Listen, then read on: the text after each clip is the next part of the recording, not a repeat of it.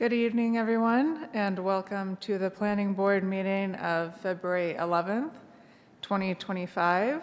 We have tonight not quite a full board. We have myself, Kim Crowa, Tom Kent, Daryl McCamey, Jennifer Conley, and Anthony Kinahan will be voting as members this evening on the applications that we're able to as far as the membership goes. The meeting is taking place, as it usually does, at Town Hall and is being broadcast on BCAM TV, Braintree's local broadcasting station, and is available on YouTube. As we normally do, we'll start with our business items at 7 p.m. and move on to the public hearings at 7:15.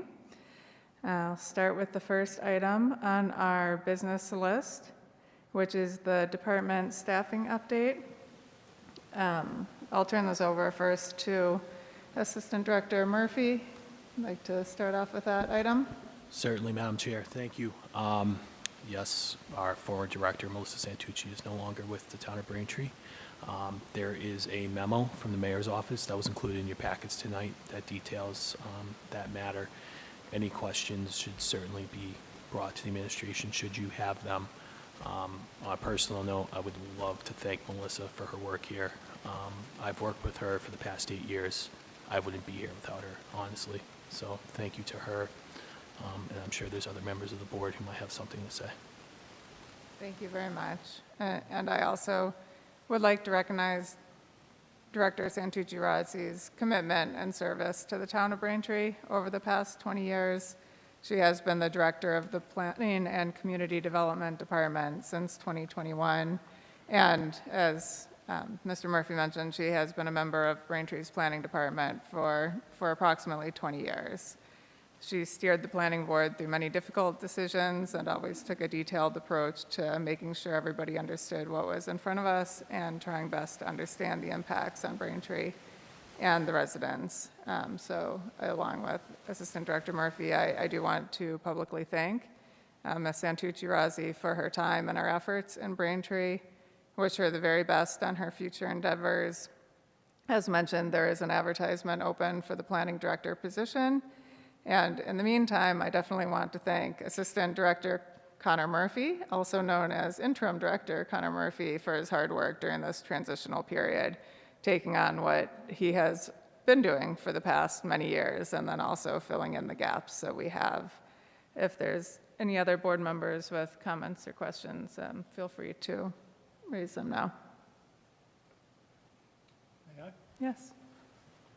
I think, I would echo sentiment from the chair about former director. A couple of questions I think we should ask for the record. Is there anything about her departure that would, cause a situation that would have perhaps caused us to change a decision that this board has made? Anything of that nature that we should be aware of? Through the chair to Member Kent, I don't believe so. Specifically, I believe you should ask the administration that question, respectfully. Okay, thank you. I think that's all for me. Okay, thank you. Yes, Member McCamey? Thank you, Madam Chair. As the longest serving member of this board, I just want to thank Melissa for her high degree of professionalism, ethics, and very high work standards. She always did the very best for this town, and I think it's shown in many of the projects that we've done over the years. And certainly we will miss her, but I know that given her talents, she's chairman of the zoning board in the town of Watertown. So she has many skills, and I'm sure she will figure out what to do next. But we will certainly miss her and her impact on this board and on this town. So thank her very much and wish her well. Thank you, Madam Chair. Thank you. One more point. Yes. I would second Member McCamey's comments. We'll miss her. Thank Thank you. you. Thank you. All right. Oh, yes, Member Conley, go ahead. I wanted to also thank Melissa. It has been tremendous to work with her, and there was nothing too big or too small that we could take to her and get the answers that we needed to serve the town, and I really appreciate her time and her guidance. Thank you. Thank you. Okay. All right, thank you, everyone. We'll now move on to our next item on the business section, which is a request for as-built approval for Planning Board File 1507, 429 to 445 Quincy Avenue. We do have a staff report from Assistant Director Murphy. Could you please give us an update on that item? Yes, Madam Chair, and to the members of the board, Planning Board last voted on this June 14th, 2022. This was a modification of the Quirk property over on Quincy Avenue. They shifted positions there quite some time ago. They acquired some more land. They had moved the used car dealership across Quincy Avenue over by the Quirk Chevy dealership, and then they constructed the Quirk Hyundai dealership. This is what this as-built request reflects. We have been working closely with Quirk's representatives as well as their civil engineer. As they finish the site, it is up and running now. It looks awesome, and has really activated that portion of Quincy Avenue. Staff is recommending we grant as-built approval with the surviving conditions as noted in the staff report, with release of the $5,000 as-built surety. Thank you. Any members have any comments or questions on this item? All right, seeing none, we're looking for a motion to grant as-built approval with the surviving conditions listed and release of the as-built surety. So moved. We have a motion by Member Conley. Do we have a second? Second. Second by Member McCamey. All those in favor? Aye. Aye. Okay, thank you. All right, the next item we have is a request for minor modification. This is Planning Board File 8917 for 238 Grove Street. And we do have a staff report from Assistant Director Murphy on this also. If you'd please give an overview. Yes, Madam Chair. So back in, I want to say the early part of the calendar year, we had Aquatots come in, the swim school at Grove Street. Staff had done a compliance review of the existing conditions for that site. We had found a couple outstanding issues. At the time, we had worked with the property owner as well as the applicant on rectifying that situation.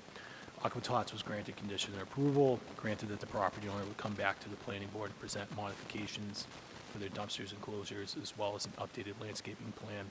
The staff report prepared tonight on the minor modification reflects exactly that. They have provided sufficient trash enclosures at the rear of the former CVS tenant space where Aquatots is going. Additionally, they have provided a landscaping plan. That's a mix of the old plan and then some new plantings as well. And that has provided for a net of new plantings in comparison to the prior landscaping plan. Okay. Thank you. And so with your review of their request, do you see any outstanding issues with what they're requesting? No, we had handled most of the outstanding issues at the time Aquatots was before us. This was what was left over. So they're in compliance at this point, I would say. Okay, thank you. And any members have any comments or questions? I have a question, Madam Chair. Yes. Have they started demolition, construction? So, if I may, through the chair, to Member McConaughey's question, the Aquatot special permit was conditional prior to the start of the authorized activity. They have to submit this modification request. CBS has vacated that tenant space. As it stands now, the contractors for Aquatots are beginning to pull permits for that space to begin tenant improvements. Okay, thank you. Yep. All right, thank you. All right, seeing no other questions, be looking for a motion to approve the requested minor modification. So move. We have a motion by Member Kent. Do we have a second? Second. Second by Member Conley. All those in favor? Aye. Okay, thank you. All right. Next item we have is another request for minor modification. This is Planning Board File 1007 for 2060 Forbes Road. And we do have a staff report from Assistant Director Murphy. If you could please give an overview. Thank you, Madam Chair. To members of the board, I do believe the applicant is here tonight to provide a brief presentation. Just quickly, staff reviewed the existing permits for 2060 Forbes Road, that is South Shore Place. It is generally in compliance with the surviving conditions of that decision. The applicant will present their plans tonight for the electrical vehicle charging stations. Staff has prepared minor conditions relative to this request. I would kindly like to add that in reviewing this with our fire department, they would like to further review this before the applicant files a building permit, and we would ask that that be an additional condition on the motion. Thank you very much. And then if we do have the applicant here, I would like to come up and present, please do so.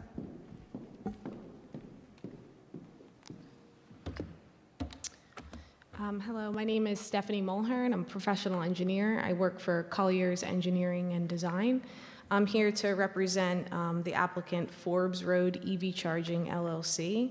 The application is for proposed EV chargers located at the 60 Forbes Road property. It's about a 10-acre property right now. It's a shopping center as it exists with restaurants and some stores and a hotel. The current owner is Beer Briar South Shore Place Braintree LLC. The existing project area where we propose the chargers is in the northwest corner of the property. It's located in between Forbes Road and the Hyatt Place Hotel in like a small parking area. The area was chosen in coordination with Mr. Murphy and also is aligned with the existing utility infrastructure, which we have also coordinated with as well. The project consists of 6 EV chargers that will service 12 parking spaces. And in addition, there will be 3 power cabinets and the associated electrical gear as well. The applicant intends to bring the project area into compliance when it comes to the landscaping. 4 trees will be removed, 5 trees will be proposed to be added. In addition, all of the shrubbery and perennials that are proposed on the existing record plan shall be reinstalled and replanted as well. There will be no change to the existing lighting on the property and no change to the existing utilities that service the other tenants at this property as well. Thank you. And with the different owner name on it, is it a lease for the area where the charging stations are going, or what's the Yes, structure? it'll be a lease. Okay. And if the lease ends, will is there a mechanism to remove the charging stations or put the area back to the way that it was? That could be, yeah, I believe that would be arranged in the lease. Yeah. Okay. All right. Thank you. Any other members who have questions or comments? Member McCamey? Yep. Thank you. Since it's going to be a separate LLC or whatever business, is it going to be for-profit, or is it for the hotel guests, the businesses? What's the business plan? They are for public use, and the customers would pay to use the chargers. So it is, yes, it is for profit. Okay, for-profit, you have to pay, Yes. okay, And it's available to anybody. It's available to the public. got it, okay. All right, thank you, Madam Chair. Thank you. Any other questions from the board? Yes, Member Conley? How is the site monitored? I believe what will happen was it will just be well lit. There is no proposed cameras or anything like that at the moment. Thank you. Thank you. And Assistant Director Murphy, are you satisfied with the proposal? Do you have any outstanding questions? Other than the fire department's review, I have no further comment or questions. Okay. All right. So with that, be looking for a motion to approve the request for minor modification with the conditions listed plus the condition for fire department review discussed tonight. So move. We have a motion by Member Kent. Do we have a second? Second. Second by Member Conley. All those in favor? Aye. All right, thank you very much. Thank you. All right, the next item on our business agenda is Planning Board File 20-02A for 810 and 40 Arnold Street. There was a request to table this item without testimony to March 11th, 2025, so that is what we'll do. And we can do that without a vote. The next item we have is an approval of meeting minutes for January 14th, 2025. Do any members of the board have any comments or questions on the meeting minutes? All right, I'd be looking for a motion to approve. So moved. We have a motion by member Kennyhan. Do we have a second? Second? Second by member Conley. All those in favor? Aye. All right. And the last item on our business agenda is the planning board fees, and there's also that item will be tabled without testimony until March 11th, 2025. So that brings us right past our 7:15 start time to our public hearings. Just if anybody is waiting around, I'll call the first one that's requested to be continued. So what's listed as the second item is 7 Hawthorne Road and 338 Elm Street, which is Planning Board File 24-13. That's a site plan review, and it was requested to be continued without testimony to March 11th, 2025. And so with that, I'd just be looking for a motion on that request for continuance. So moved. All right, we have a motion by member Conley to continue to March 11th, 2025 at 7:15. Do we have a second? Second? Second by member Kent. All those in favor? Aye. Aye. All right. And that brings us to 193 Rear Grove Street, also known as 175 Grove Street, which is Planning Board File 9612. This is unlike the other business items. This is a public hearing. It was continued from previously being opened. So we'll start with allowing the applicant a presentation, and then staff comments, and then move into public comments.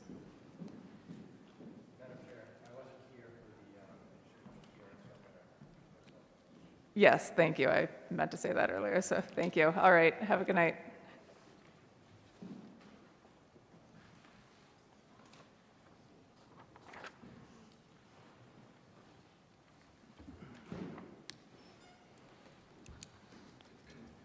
All right, good evening, when you're ready.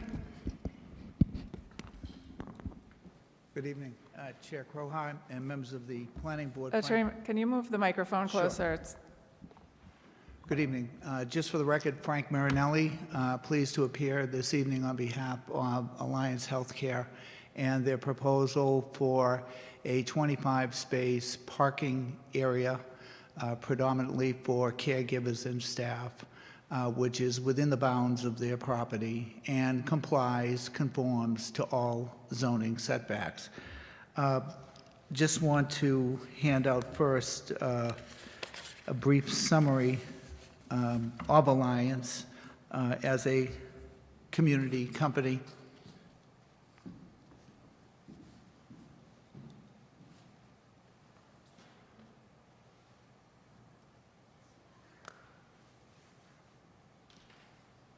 Thank you.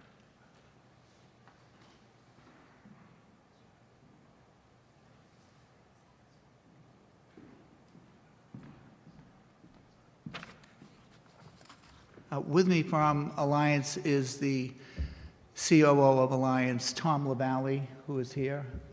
Also, Mary Kilcommon. And with us tonight is our Executive Director at Alliance Braintree, Rob Grady. Also here is our project engineer, Chi Man from Hardy Man. And also our landscape designer, Karen Gosselin from CMG Landscape Design. We've, over the years, had hundreds of municipal cases and, cases in land court, superior court, federal court. We always try to reach reasonable and practical consensus in land use, and my practice is devoted to land use for many years. And in this instance, in October, there was a public hearing And the Alliance contacted me, I got involved, and we brought in Karen Gosselin, who designed a very great screening and landscape buffer that we're presenting between Hannah Niles Way, which obviously was built, that subdivision was built years after Alliance, which has been in existence, and the facility has been here serving the community for 30-plus years. But what we've done is, as a result of a neighborhood meeting on February 4th, just because I know the board had a hearing in October, we pulled the parking lot back 9 feet. We've got 46 green giant arborvitaes. An example of an arborvitae screen less than probably a mile from the facility is right here. That's in my neighborhood. This green giant arborvitae screen, they grow over 30 feet tall. We have taken every measure in terms of reasonable buffering and design, and I want to just address first Alliance. I want to address secondly the need, the indisputable need that's written about in the draft conditions and in the staff report recommending favorably.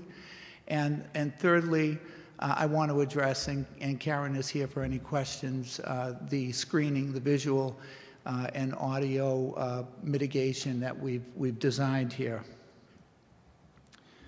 So Alliance is a nonprofit assisted living asset that continues to serve our community. They provide, in many instances, a last caregiving home to their residents. And, you know, I have distributed to you basically the background of Alliance. It's Alliance Health and Human Services.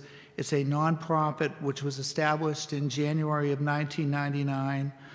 It's obviously a heavily regulated industry. It's great to have a leader in the industry here in our community who is investing. They're currently completing an approximate $6 million renovation of the facility. They currently own and operate 8 skilled nursing facilities and 2 rest homes in Massachusetts. They service 900 licensed skilled nursing beds and 145 rest home beds. So that's a total of 1,045 licensed beds. They own and operate a hospice agency, 3 outpatient rehabilitation clinics, and they provide child foster care and adoption services in California, Virginia, and Rhode Island. Alliance Braintree is a 101-bed skilled nursing facility that is rated 5 out of a possible 5 stars for overall quality by the Centers for Medicare and Medicaid Services, a federal agency. So I think we certainly have an industry leader in this area of human and health services, and they're always trying to improve the service that they render to the community. The assisted living use has been in existence for, as I said, almost 30 years, since 1996. Its decision 96-12 was the original special permit to build the facility. Next door at Logan Park, you have elderly independent living, 100 apartments, and that's been established for over 40 years, since 1982. Both are adjacent to a subdivision which came years later, with home sales after 2000, all purchased with knowledge of the facility and also the dedication of the area to assisted living and to elderly. Across the street, we have Grove Manor, which was built in 1993. I know all of these because early in my career, I did Logan Park, and I did Grove Manor, and I did the Alliance facility. So that is the use in this area, decades long. The required 25 spaces is really a site adjustment to the established use. It's not revisiting an established and protected use. The use is established. This is a site adjustment based upon need. And so let's talk about the need. The need for the 25 parking spaces is demonstrated by the following. First, when you look at Logan Park, which is independent living, it has 100 apartments and it has 82 parking spaces. Assisted living next door, this facility, has 101 assisted living residents, but only 52 parking spaces. So those are the metrics, 100 with 82, but greater care needed, 101 beds with just 52 parking spaces. The daytime staffing and caregiver total is about 60 people. So we have less parking spaces than the caregivers and staff during the normal daytime shift, 7 to 3:30. That diminishes at night, but that is the need. In terms of what we were asked to do, we did the parking studies, and you have those in the record, and I'll just briefly quote from Mr. Gillen, traffic engineer, who did the studies. He did them on July 17th, October 24th, October 30th. In his report of December 30th, which is in the record, he states, "This study continues to reveal that the additional spaces are sorely needed." And then he goes on to talk about, in specifics, 94% of the spaces are occupied at 8 a.m.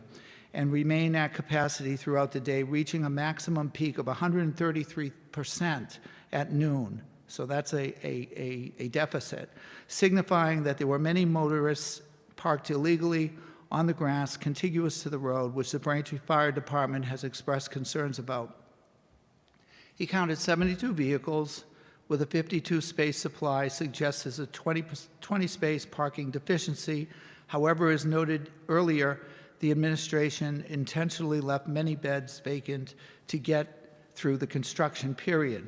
Once construction has been completed, the latent parking demand of full staffing, additional visitors, and visiting care professionals, as well as full vendor parking demand, will return, and the 25 parking spaces contemplated will be fully utilized. So if you unpack all of that, you have 60 caregivers during the day for whom this parking lot is primarily designated, the 25 new spaces. And then, of course, they'll need to use other spaces on the 52. You have family and friends who are very important to the residents. Many of the residents, it's their last residence. I had a 98-year-old mom who passed away last year in an assisted living facility. They serve a great need in our community. I'm sure every family has experienced the needs for an elderly family member. So the need here is really demonstrated. It's stated in the staff report by Mr. Murphy. In his staff report, it does state that we have demonstrated a drastic need for the parking.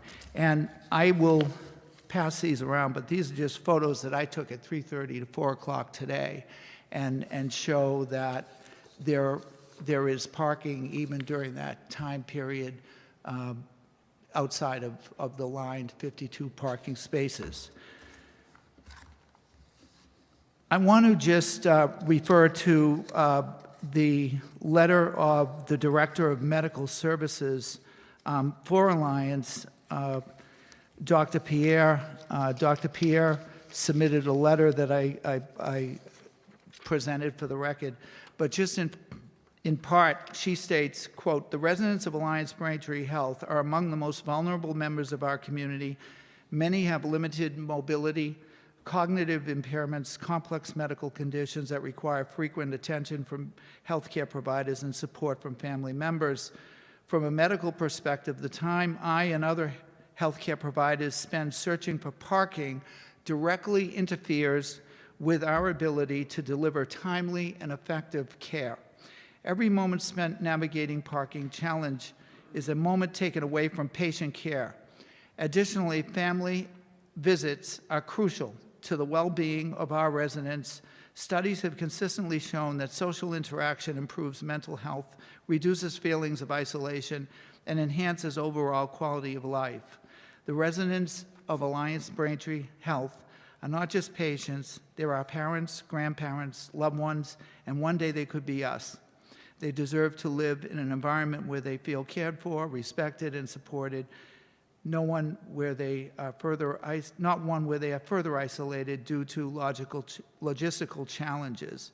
I urge the town to agree to the investment of a new parking lot that meets the needs of our growing elderly population. And that's really such a point from a human and health services perspective, but it's also an important point in terms of the investment that this nonprofit community operator is making. They are not trying to expand. They're not adding beds. They're trying to make an existing situation better. And that's also what their entire $6 million investment, which has caused, some inconvenience with construction and so forth, but which is ending. It's ending next month. And, Rob Grady, the executive director, is here. He can tell you that basically the construction entails all new decor, floor coverings, HVAC, everything in that area has been redone, window treatment, a great investment in the facility. So they're a terrific operator. The need is there, indisputably, and we're meeting it in a reasonable way. In that regard, Karen's exhibits here have notes on them that I'd like to just refer the board to because they're important in terms of the vegetation that's being provided. So on her latest plan, which is the 46 green giants, oak leaf hydrangeas in front of the green giants. And by the way, there's a wall, a retaining wall, which is about 4 to 5 feet. There are neighbor fences that are 6 feet, 8-foot panels in a couple of places. So we have a retaining wall that will not even be seen. When you put the green giants in front of the retaining, in front of the retaining wall, in the planting bed, they grow 2 to 3 feet per year. As stated in the notes on Karen's plan, that they will install plants that will provide a year-round screening. So right now you have some, in some respects, invasive, rogue, deciduous trees, which we have a report from Braintree that those are going to be removed, those distressed trees that have root systems on ledge that are actually a hazard. And you'll have a vegetated, all year round evergreen screen, pretty much the best that's out there. If you drive Hannah Niles Way and look towards Logan Park, there are many areas where there's no screening at all from the first 5 homes in, and we're providing this for the abutters that we are next to. And we've also agreed, because we were asked at the neighborhood meeting on February 4th, to extend the arborvitaes further south, which we're doing in the area of Mr. Fitzgerald's home at 101 Hannah Niles, and also extend it further north, which is to 51 Hannah Niles in the buffer area. So if you look at the plan, the landscape plan, you will see that there is a significant amount of land in between the existing backyard fences and where the parking lot is going. And I'll just point that out for a second.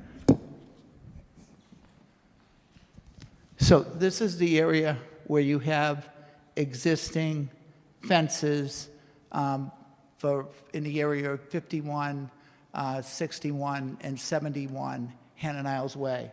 And you can see it's a significant distance. There's no encroachment whatsoever.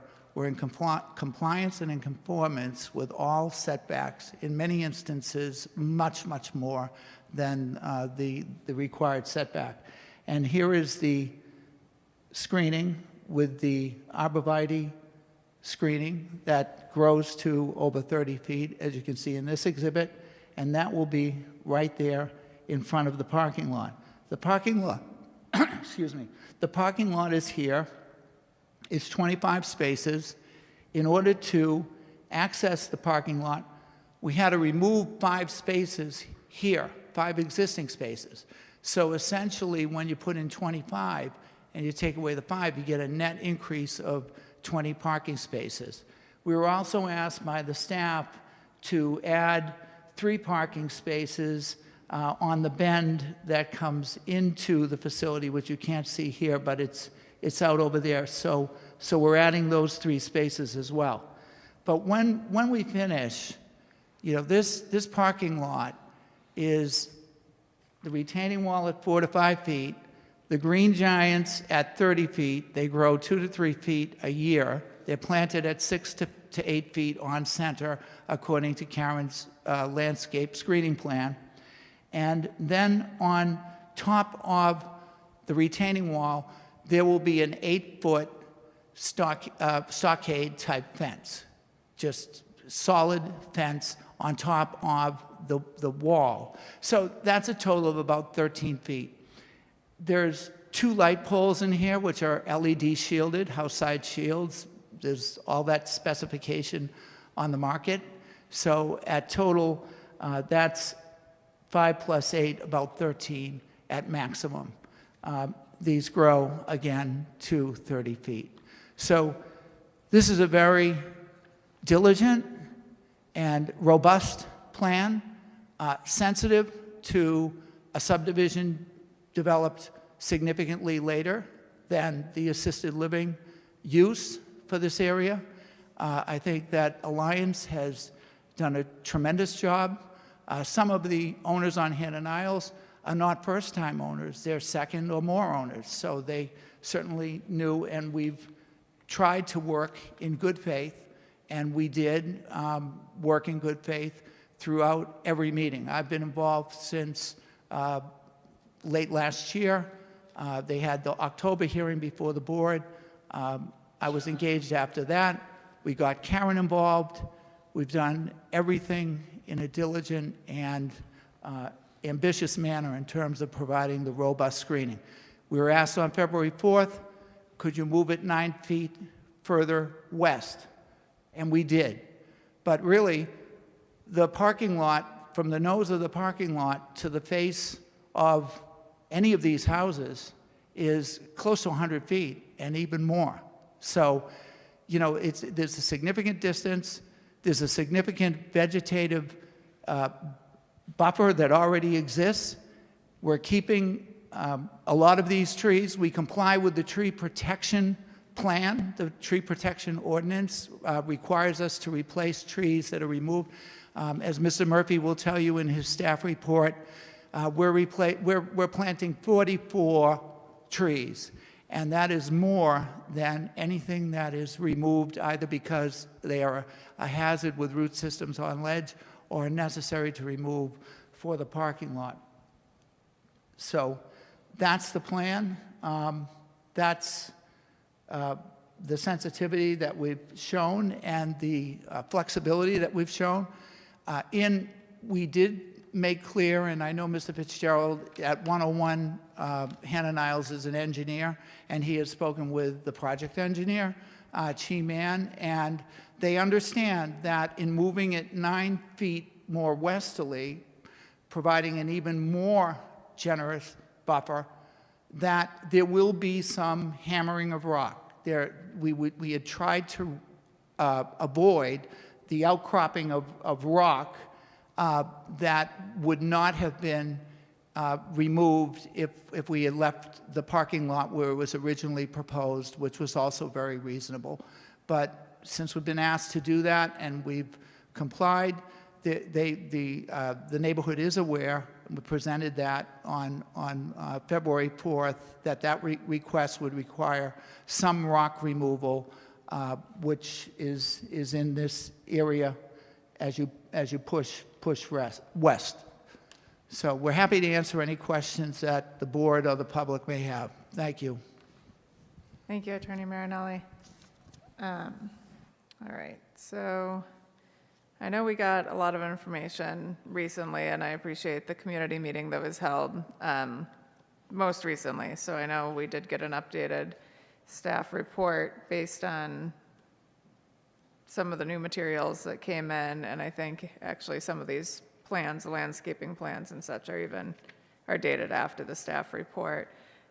So did you have any comments or questions, Assistant Director, that you'd like to mention at this point? Yes, thank you, Madam Chair. Just as a point of clarification for the board, we did receive these plans after the issuance of the staff report. We were in constant conversation with the applicant team, with Attorney Marinelli and their representatives. We had asked that additional landscaping be planted at the end of the parking field, which, based on the revised plan submitted on Monday night, that shows that. So that comment has been satisfied. Initially, in the first staff report, we had asked that the applicant demonstrate other areas in the site to propose parking. The applicant provided more data in support of that request. And unfortunately, the reality here is, given the amount of spaces that this use needs, you can't put this anywhere else on the site. And the opportunity to seek a third party to lease spaces from is just not practical, given the way Grove Street and its corridor is shaped. So unfortunately, this is the best situation possible. I did hear positive feedback from the applicant team after the neighborhood meeting. They had shifted that back further 9 feet. They're cleaning up the trailers that we had cited in the original staff report. They're proposing a typical shed to be planted on the other side of the parking field, which will assist in the operations of the use. Okay, thank you. All right, and with that, I am going to turn to public comments. If you have any questions or comments on the application, you can come up to the podium, give your name and address. Just direct any questions or comments up to the board and specifically to me as the chair, and the applicant will have an opportunity to respond to any of those questions at the end. If you could make sure to speak into the microphone and speak clear and try to keep things from not being repetitive, it's okay to just say, I agree with the prior speaker, or something to that effect, if that's what your comment is going to be. So with that, if we have any public comments, please feel free to come up and state them now.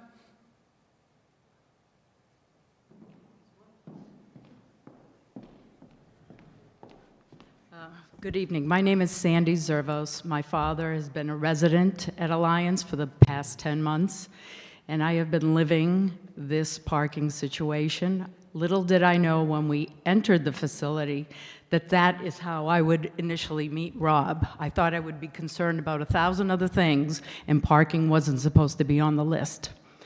During that time, I could tell you, I hold them accountable for everything else, too. And quite frankly, Mr. Marinelli has addressed the need on a daily basis, but quite frankly, we are paying customers at Alliance. People have sold their homes and liquidated their assets to be there for end-of-life care, basically.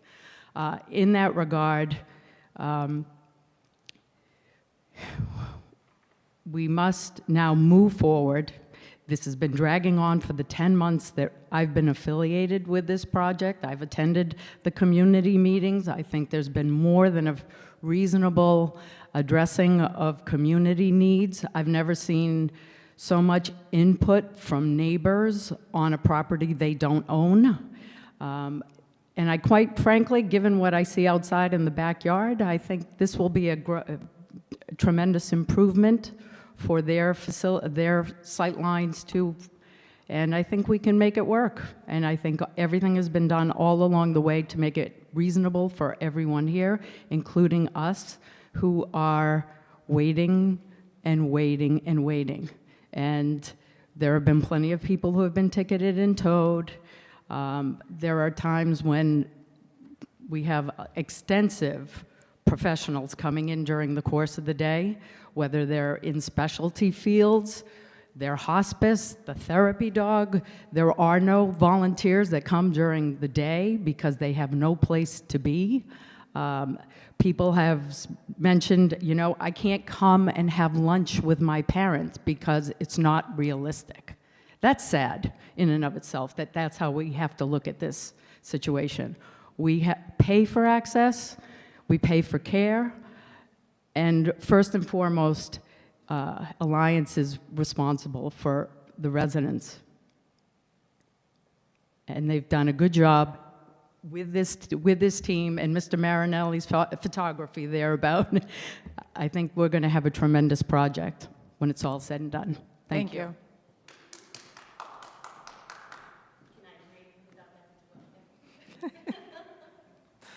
Thank you.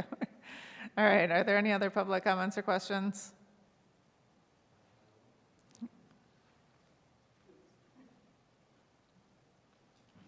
My name is Nancy Kevaney. I'm a resident of Braintree for 60 years. I have a family member that is a resident at Alliance, receiving excellent care and help. As a resident in Braintree, I can go to visit Alliance and there's no parking. I can go home to Washington Street and come back in an hour, and maybe there's an opening. I'll come back in 2 hours. Many of the families and friends that come to visit these residents, in which we all know is very important that they have visitors, they're not able to come back from South Shore, from Boston, from Western Mass. So I think it's vital that we do something. So I appreciate all the work that you've all, I wasn't aware of so much, but I wanted to give my support for Alliance and for families and friends. Thank you. Thank you.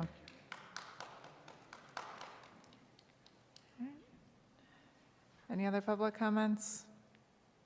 Yes, please come up and give your name and address when you're at the microphone. Hi, my name is Paula Gowan, and my mom is a resident of Alliance, and she's been there for almost 3 years. And my dad is a resident of Braintree, and they've been living in Braintree for almost 60 years. And my dad is very stubborn and insists on driving to come see Mom every single day. He doesn't drive very good, but he's very slow, so, you know, we keep our fingers crossed. But he needs to find a parking space as well, and that's very hard for him. So sometimes he creates his own spot, and we just kind of ignore that it's one of the illegal spots, but we let it go. And myself, I come and visit Mom every day as well. And it's hard for me to find a spot, and I'm one of those ones that park maybe on the grass or something, just so that I can go in, be with her for an hour or two, and then, you know, leave and do whatever. But I want to say that the plan sounds very good, and they've done a lot of work to get it to this point, and I think we really need these spots, and I appreciate you looking into it and maybe approving it. Thank you.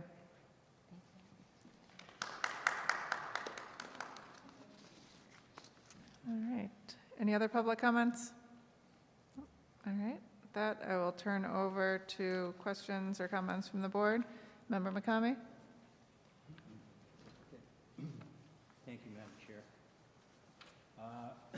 My first question is to Mr. Marinelli, and I'm just curious, since you were involved from the very beginning, why this facility wasn't built with more parking? I think that the industry changed, and there was a transitional care unit added, and it created more staffing needs. And I think also that Tom or Rob can testify to this, but I think the staffing needs have increased by regulation and need as well. So I think it's evolved to this. You know, transitional care. There was a daycare, adult daycare service there, and there were corporate offices. Those were replaced by the transitional care unit about 20 years ago. So it's, and you know, what wasn't talked about was the fact that Logan Park was, by license, giving them some parking spaces, but still, as Rob would tell you, you know, the nursing industry is challenged anyway. Anybody in the nursing industry will tell you, I mean, there's per diem people coming in and doing nursing. There's nursing agencies to staff. So staffing is very difficult. And to ask somebody to walk up a hill on an icy day or to park at Dunkin' Donuts and walk down Grove Street, as the prior resident's daughter testified, you know, she also wrote a letter which talked about cars being towed to Abington and a lot. So it's been an evolving situation. The 17 spaces that they had from Logan, even though inconvenient, have now been taken away, reduced to 13, and now requested back in their entirety. During the construction project, to accommodate all of the construction and investment that's gone on, they reduced the number of beds by 10 to 12 in that vicinity. That's going to come back online. So, you know, the demand is going to be there in full now that the project is going to be completed next month. And I can introduce these for the records. These are just pictures at 3:30 to 4 o'clock today.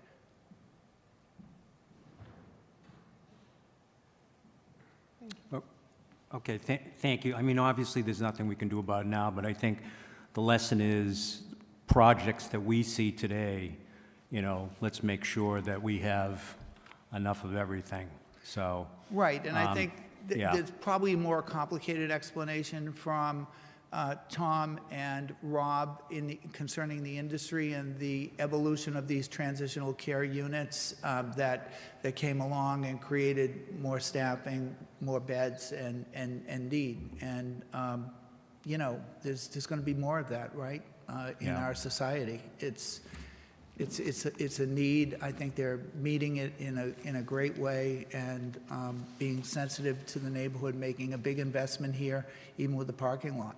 Yeah. Well, again, you know, it's a lesson for us for the future. So when I look at your landscape plan here, I know you hunted and pecked for where to put the spots, and it was difficult. So it seems like that you went to a lot of effort to kind of locate these plantings. I assume that these are all new plantings that I'm looking at. Yes. Right. I'm going to let Karen speak to it because Okay. she's the expert. But, you know, things are concentrated in the area of the direct abutter, even though significant buffer zone, way beyond what the required setbacks are. And there's a natural buffer between that border and our initial wall, as you see. And, you know, the arborvitaes are going in front of that wall, which is substantially removed from the property boundary. So there's a lot of natural and installed vegetation, and we were asked at the neighborhood meeting to put a few of those arborvitaes, additional ones, in the 51 Hannah Niles area, and also on the Mr. Fitzgerald 101 at the other end, and then wrap it around. So, and I think there's additional fencing that's going to be put there around that corner as well. Thank you. Hi, good evening. So let me just explain to you, this view right here is looking, say, from the neighbor's house over into the project. So the wall is actually going to be behind this row of arborvitaes. And then in front of that would be the oak leaf hydrangeas. So over here you can see that's where it is on the plan. And then there'll be some more arborvitaes here, just to block any view of any nighttime traffic that would be coming into the parking lot. And then there's also arborvitaes here to block the existing parking lot, because that was a concern as well. And then we also added 3 spruce trees at the request of this neighbor. Just, he liked these trees right here, so we thought we would frame that off and give him more of a buffer as well between his property line and those arborvitaes. So those trees, those are still on Alliance's property? Yes, everything's on Alliance except for Okay. these 3. Okay. And again, these are all new plantings, right? All new. Okay, okay. So when this plan gets done with the parking and the new plantings, Are we going to still have people parking on the grass? Or is there going to be no grass left to park on? Well, actually, to answer that question, we went back to the original site plan, and there were some trees that were missing that people were currently parking on, and we are putting those trees back, so won't be able to park on the grass anymore. Okay. And my last question is, do we have any drainage issues at all? Or have we, and will those be addressed? So originally, there was a rain garden, and that, that evolved into a more sophisticated Caltech system. So Chi can give you the details on that, but there's very little question that it's an improved stormwater management and stormwater treatment. Do you want to talk about that? So the new parking lot area is a very gradual slope, come from the existing grade of the existing curb line. It's a 5% coming up to meet the existing grade at the top of the parking lot. So because the existing grade is kind of like a little gully, so we are putting a wall to put some fill here and fill the parking lot up, so it's a uniform 5% slope coming down. As you can see from the contour, this is a hill going up here on the west side of the parking lot. On the existing condition, it's a natural valley here. All this runoff from the hill, from the natural environment, drain down towards the 71 Hannah Niles Way. When we build the parking lot, we are going to have concrete curb all around the parking lot. The hills all coming down is going to be contained by the curb line and drain down to the mouth of the parking lot entrance. We have a trench drain to catch the parking lot runoff. And then back on this area, we are going to have a Caltech system to infiltrate the runoff on the parking lot. We did test pit over here. The soil is very sandy. It's like beach sand. So it's a very rapid infiltration rate. And there is an overflow pipe in case of the system is full. It will discharge into the existing on-site drainage system that's go all the way down the hill on the other side of the Grove Street. So, and the result is from the neighbor standpoint, it's actually going to be less runoff going towards the neighbor. Okay, and Mr. Mann, while I have you there, one other question. When you're going to be adding the plantings and the new parking spaces, what about snow removal? Does that create additional problems, or? No, we do have a big area, so we can push the snow up in this area for snow removal. Okay. Okay. Thank you. Thank you, Madam Chair. Thank you. And Member Kent, any comments or questions? Thank you. Yeah, I think I know the answer to this, but because I was also by there, I must have been at 4:45. I think I just missed you. But remind us why the placement for the lot is where it is instead of more directly behind the main building. So there's a covenant going back to the original construction down where there's a paper street off of Evergreen, and that's not allowed to develop down there. There's major grade differences as well, as you can see from the Evergreen side. Chi can talk about the grade differential, but it's severe in terms of the drop. And then it's got everything here. I mean, there's ledge, there's wetlands, so this is, as Connor pointed out, this is the area where you have to put the parking. Okay, thank you. It's basically a hill coming up. So if you could just grab the mic, please. Thank you. In this area is a hill coming up, it's on ledge, and then it's the grade jump quickly into this area, which is wetland, and the green line is shown is actually deed for conservation restriction that nothing can build on it. So the only area we have left is just this area. Okay, thank you. Thank you. You know, I just wanted to point out that Karen, I'm sorry, that Connor in the staff report had talked about, in the original staff report, it talked about a recycling dumpster, and that's something that evolved over time, the need to separate the cardboards.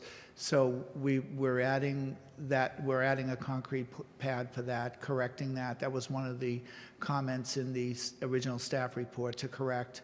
And secondly, to, as Karen noted, to replant some of the dogwoods that were missing. And she did a plan that indicates where those replantings are going to be done. I just wanted to also note that there's in lieu of any trailer out there, there'll be a 10 by 20 wood storage shed, which we've shown, and that's screened from view. It's constructed to consolidate necessary assisted living equipment such as bariatric beds, portable fans, AC units, wheelchairs, walkers, mattresses, other supplies such as isolation carts, gowns, goggles, masks, and gloves. So that's all being consolidated. Okay, thank you. Member Kent, any other questions? All set, thank you.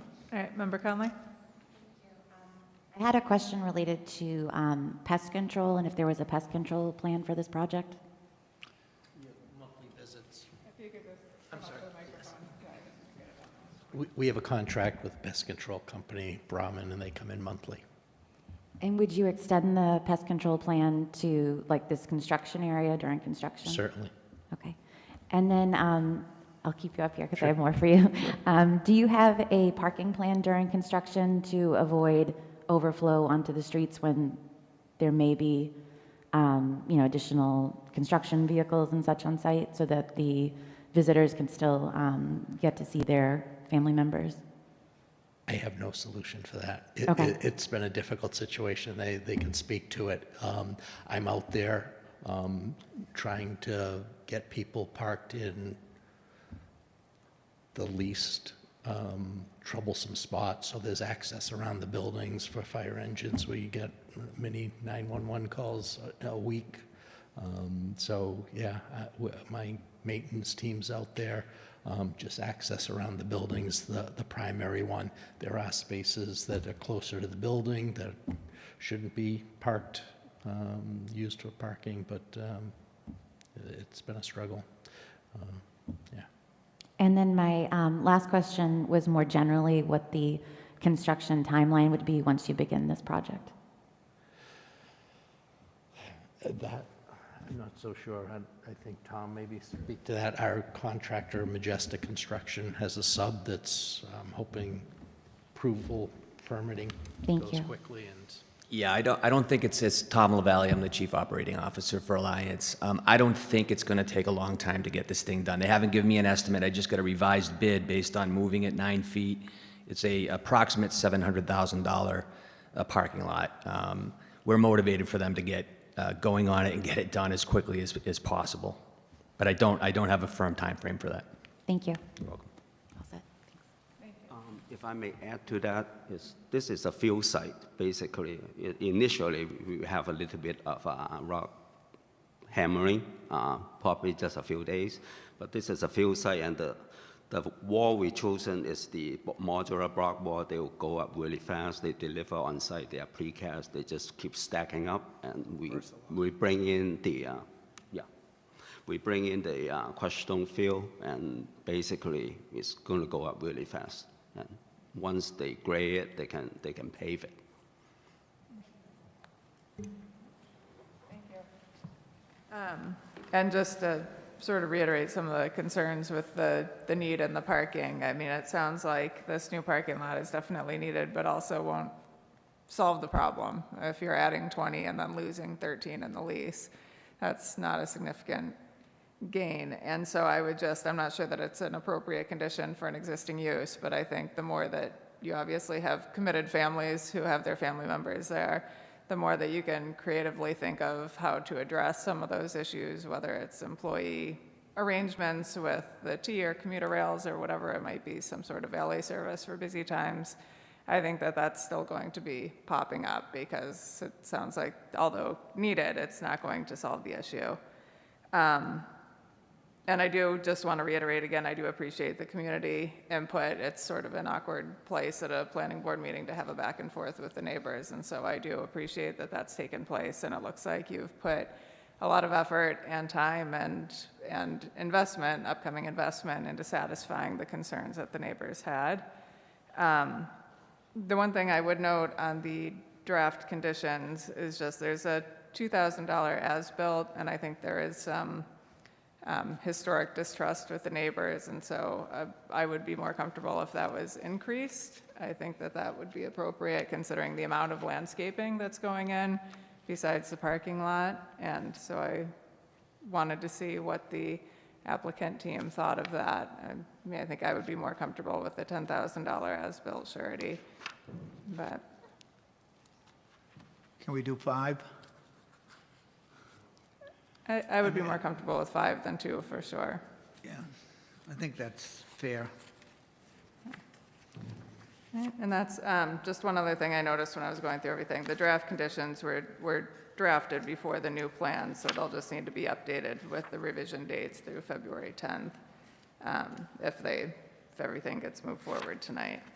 But other than that, I didn't have any other comments or questions.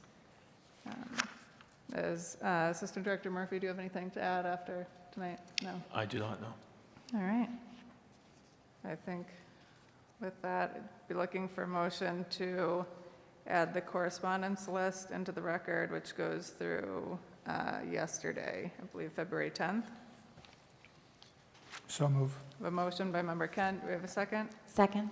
Second by Member Conley. All those in favor? Aye. All right. And looking for a motion to close the public hearing. So moved. Motion by Member Conley. Do we have a second? Second. Second by Member Kent. All those in favor? Aye. All right. And then be looking for a motion on the request for major modification. And we do have the staff report with draft findings and conditions as modified tonight. So moved. That motion to approve with the, approve the major modification with the conditions in the staff report by Member Conley. Do we have a second? Second. Second by Member Kent. All those in favor? Aye. Aye. All right. Thank you. Thank you. All right, so that is the end of our meeting this evening, and just be looking for a motion to close tonight's hearing. So moved. Motion by Member Conley. Do we have a second? Second. Second by Member Kent. All those in favor? Aye. All right,